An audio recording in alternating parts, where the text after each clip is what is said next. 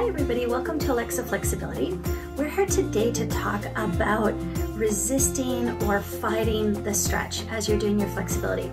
So have you ever felt that you aren't really going anywhere, that you're stuck, you're not able to progress? Very often this could be caused by resisting the stretch. There's lots of different reasons for this, so let's talk about a few of those reasons and what could be causing it. One of the biggest reasons is that you're tensing up is trying too hard. Okay, so if you're a perfectionist and you really want to do a good job, sometimes you automatically just try too hard and you can't find the relaxation. You continue to resist in the stretch. That can be one reason. Another reason could be that your body is resisting because you feel uncomfortable in it. So it might be a bit of a stronger stretch, or you might be fearful. It might be something that's new, you've never tried before, and that uncomfortable, that fearful feeling can make you want to resist in the stretch. Very often this resisting or tensing in the stretch is unconscious. You're not doing it on purpose, it's just that your body is automatically going into that mode for you. Another thing that can cause it is if you're very strong. So if you have a very strong body and you're very muscular, you can automatically your muscles are trained to be strong and tight. They might resist in the stretch because they're not used to relaxing and being soft. That's another big reason. And very often it's a combination of things. So you could be a perfectionist and have very strong muscles. All of those are going to cause you not to get enough out of the stretch, and that's going to then affect your general flexibility and how it leads to skills for you. So let's talk about a few things that we can do to help with this. First off, let's take a look at how that over-tensing looks like when you're in a stretch. So let's look at the shoulders, upper back first.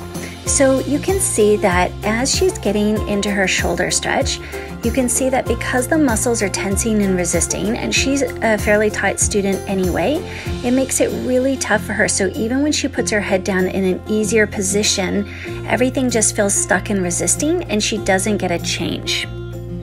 Now if we take a look at the same student in an upper back and shoulder stretch, you're going to see that same tightness, and it even shows up a little bit more obvious because you can see how her ribs are, all the muscles around her ribs are tight, her back muscles are tight, her shoulders are tight, her whole upper back area.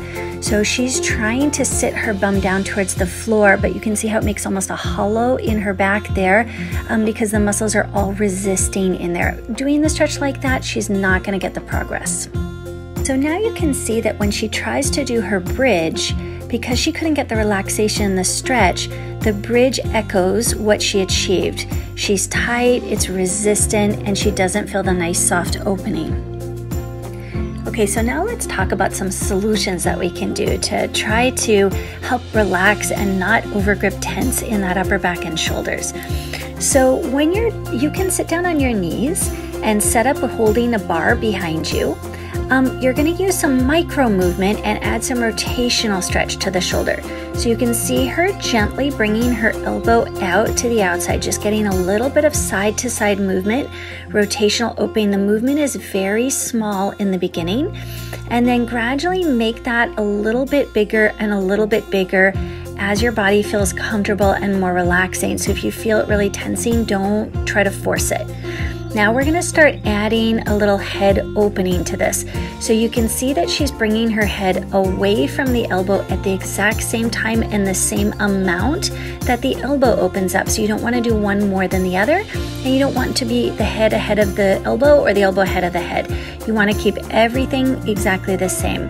That's going to help a lot to get some nice soft opening in there. Another thing that can really help to reduce that over-tensing is to add movement into the stretch.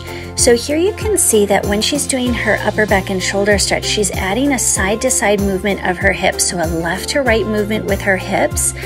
And that movement during the stretch helps to stop, relax the brain a little bit, relax the muscles, and you won't be so tense during the stretch. You can get a lot more out of it. So you can see that as she's coming back, she's so much more open and loose than she was the first time because she's able to control that over tensing and find the relaxation, the release into the stretch.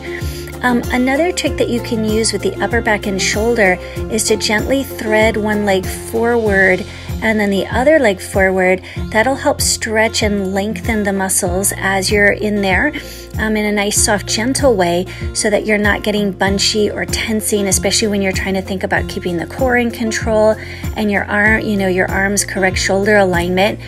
That'll help give a little length.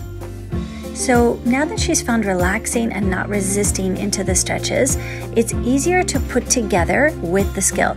So when she goes up into her bridge, you can see that she's able to really open up and melt using her upper back and shoulder instead of the resisting habit that she had before from fighting the stretch. So why is it so important that we don't have that resisting or fighting in the stretches? This is a great example of it, because here you can see that as she's doing her bridge from standing skill, she's actually incorporating that resisting and fighting in the bridge. That's going to give her a potential injury in her back, and the skill's not properly done. So now you can see that as she starts to apply that relaxation in her stretching without the resisting, it comes through in her bridge from standing. So now she's got the opening, the softness, and she's able to do the skill correctly without that fighting and tensing.